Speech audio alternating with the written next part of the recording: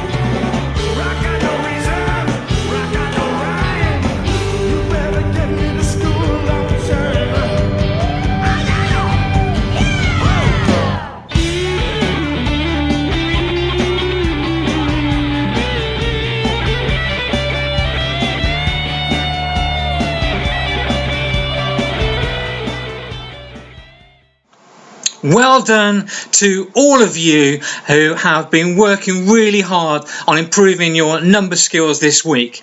Let's have a look at some of the other work from this week that people have been doing at home. It's always great to see what other people are doing because it gives me great ideas that I can do with my own family as well. Let's have a look back at last week.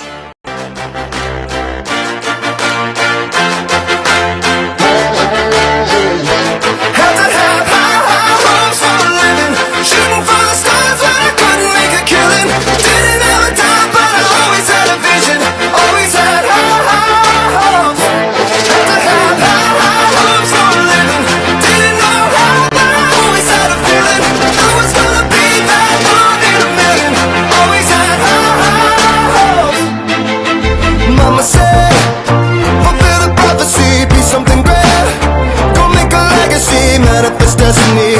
Back in the days we wanted everything. Mama said, burn your biographies, rewrite your history, light up your wildest dreams, museum victories. Every day we wanted everything.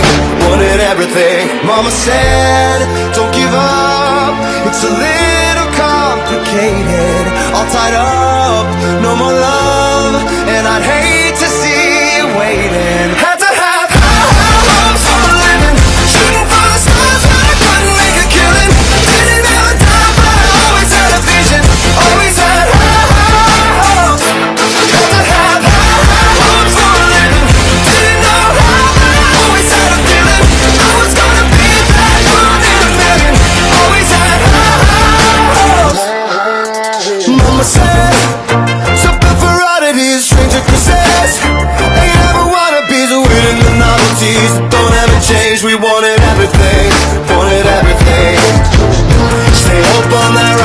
Stay up on that rise, never come down. Oh, stay up on that rise, stay up on that rise, never come down. Mama said, don't give up, it's a little complicated. All tied up, no more love, and I'd hate to see you waiting. They say it's all been done, but they haven't seen the best of me. So I got one more run, and it's gonna be a sight to see. Had to have high hopes for a living, shooting for the stars when I couldn't make a killing. Didn't have a dime, but I always had a vision, always had high hopes. Had to have high hopes for a living, didn't know how, but I always had a feeling. I was gonna be that one in a million, always had high hopes. Had to have high hopes for a living, shooting for the stars when I couldn't make a killing. Didn't have a dime, but I always had a vision, always had high hopes. Had to have high hopes for a living, didn't know how, but I always had a feeling. I was gonna be that one in a million, always had high hopes. Thank you very much, everyone.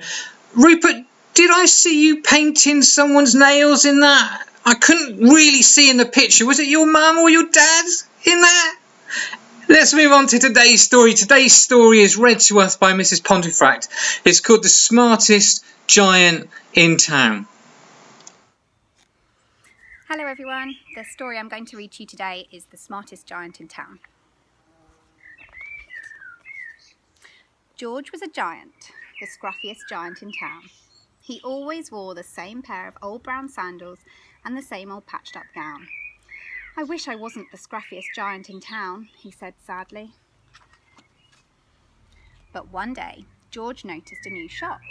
It was full of smart clothes, so he bought a smart shirt, a smart pair of trousers, a smart belt, a smart stripy tie, some smart socks with diamonds up the sides, and a pair of smart shiny shoes.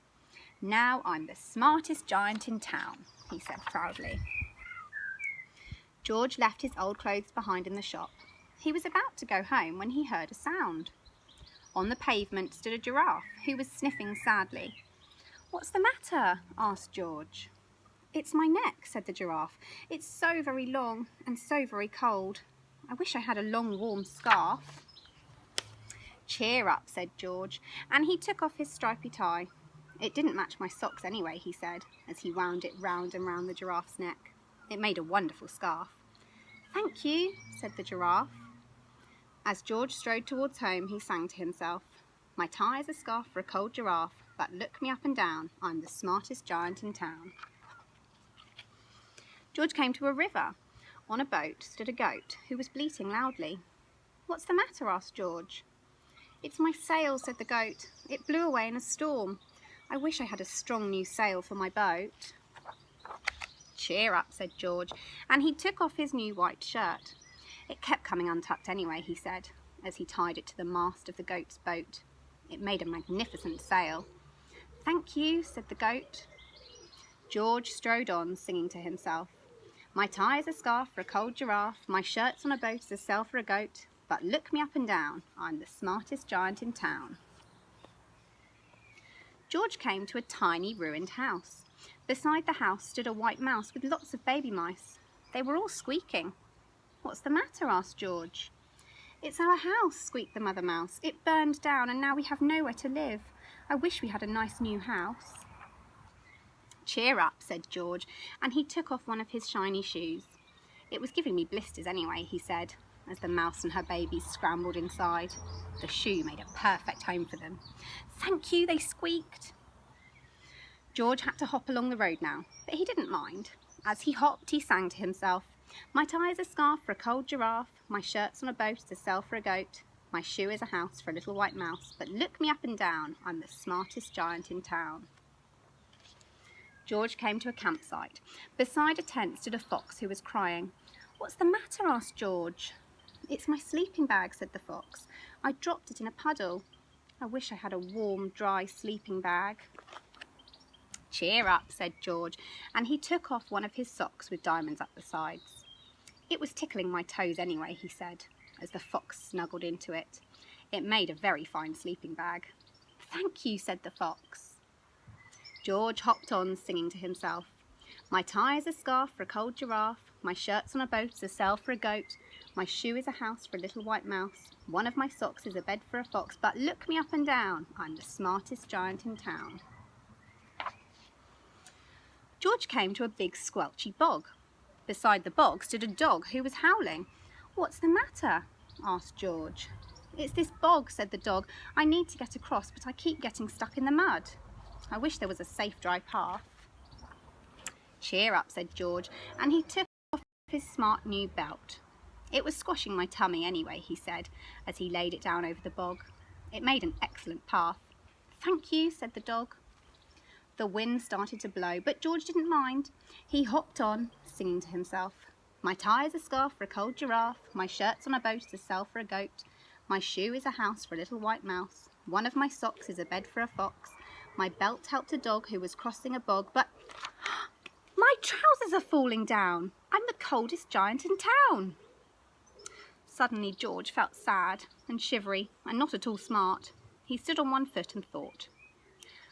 I'll have to go back to the shop and buy some more clothes, he decided. He turned round and hopped all the way back to the shop. But when he got there, it was closed. Oh no, cried George. He sank down onto the doorstep and a tear ran down his nose. He felt as sad as all the animals he had met on his way home. Then out of the corner of his eye, he saw a bag with something familiar poking out of the top. George took a closer look. My gown, he yelled. My dear old gown and sandals. George put them on. They felt wonderfully comfortable. I'm the cosiest giant in town, he cried, and he danced back home along the road. Outside his front door stood all the animals he had helped. They were carrying an enormous present. Come on, George, they said, open it. George untied the ribbon. Inside was a beautiful gold paper crown and a card. Look inside the card, George, said the animals. George put the crown on his head and opened the card.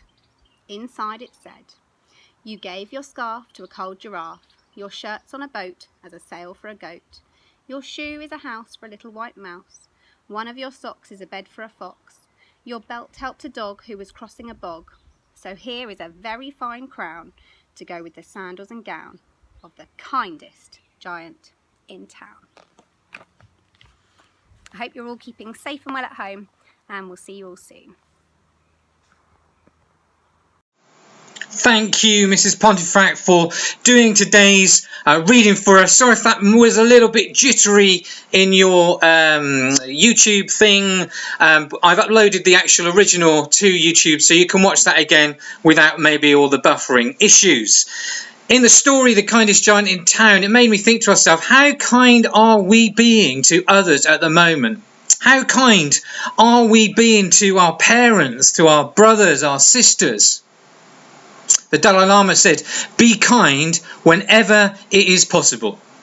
It is always possible. So let's move on to some of our messages. Let's see what messages have been coming through today. I can see that Marley Soames says hello to everyone in Magpies.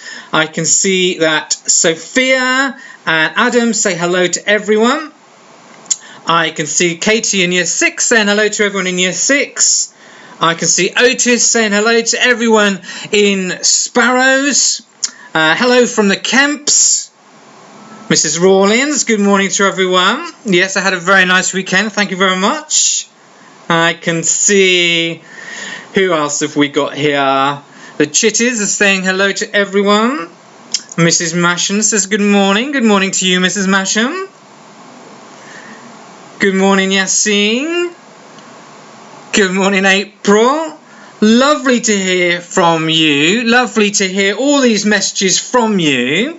So let's see who had a birthday last week. Let me go. Here we go. Last week's birthdays included Jacobs, Max and Freddie. I hope that you all had a fantastic birthday. And I usually mention people's birthdays at the end. So next week, if your birthday's this week, I know some of you got birthdays this week, I will mention them in next week's assembly, just to remain consistent. So that leaves me really to set you the challenge for this week. So let's have a look at this week's challenge for you. This week's challenge is a special heart challenge where you need to make a heart and then you need to film yourself passing on the heart from one person to the next pretend person. And I'm going to show you now how to make one of those hearts. So I hope you're ready. I'm just going to make myself a little bit bigger. There we go. Don't be alarmed. It's still me. So first of all, what you're going to need to do is get yourself a plain piece of paper like so. You'll see on this piece of paper I've got all the answers to all the questions that your parents had about the schools reopening from Boris last night. All the answers there, clearly for you to see. And so what we need to do is take that piece of paper and then we just need to hang on a second.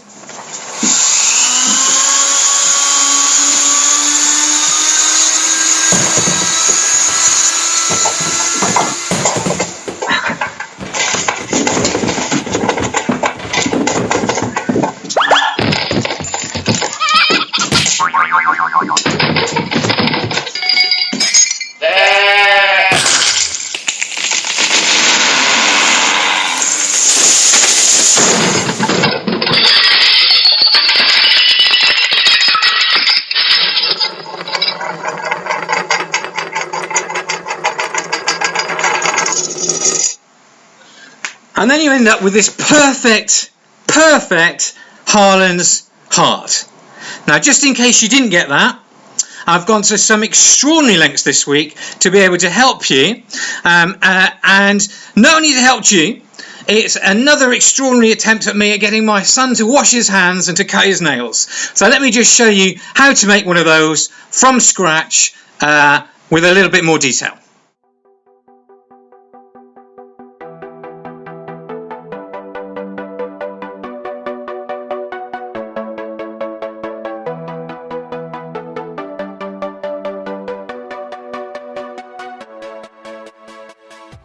So, I'm going to show you how to make one of these special Harlands hearts for this week's challenge. Firstly, you need to print out the template I've emailed to your parents. Be careful with sharp scissors. Cut along the red line so you're left with a square. So now comes the tricky bit, children, so you might need to show your parents what to do. First of all, turn it around and with the line at the bottom, and then turn it over so you can't see any of the logo, but the line is still across the bottom. Next we need to do some folding. Fold at the bottom to the top and mark along the fold, and then undo again, and then fold from left to right,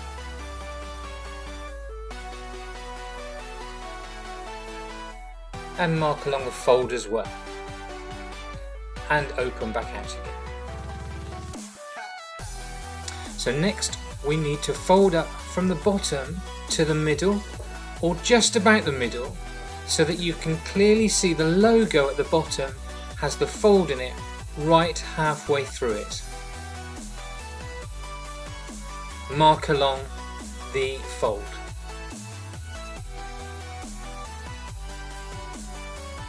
Next, we turn it over and then we bring up the left hand corner to the centre line. Don't mark the crease yet. And then bring up the right hand corner to the centre line to make the Harlands logo line up perfectly. When you've lined that up, then you can mark along both of the lines like so. Next, we need to turn it over again and notice the pocket that you've created down the bottom. We'll come back to that in a moment. Fold over the left hand side to the middle line. Don't worry if you've got a little bit sticking out, you can just fold that over as well.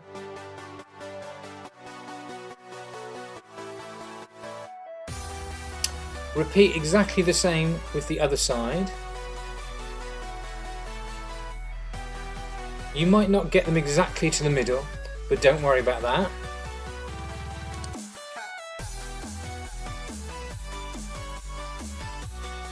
Next, we fold over the top corner on the left hand side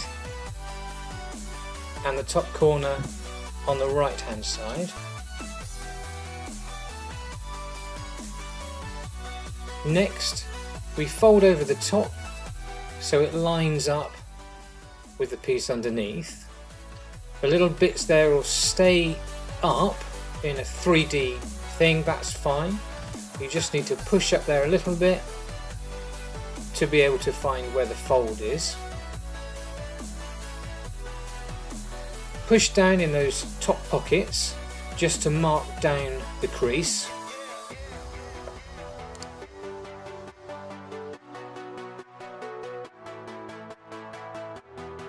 And this is what you should have so far. Next, you push down on those bits that stick up so it looks more like a bow tie.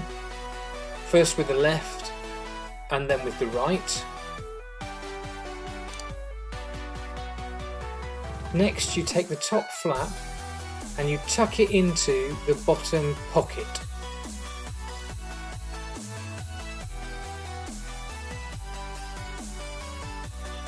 We're almost there now.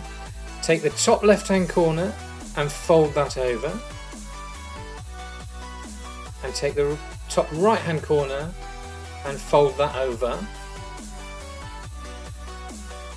And then take the top part and fold that in half on the left hand side, and then repeat again for the one on the right hand side. And then once you've pushed all that down nice and tightly, what you've got yourself is a very special Harlands heart. So the pass it on challenge. Firstly, find someone to film you. Secondly, ask someone to throw you your heart to you from your left. Thirdly, then come closer to the camera and show your heart. Fourth, throw your Harlands heart off to the right. And finally, send us your video in the usual way. Watch the example in the video.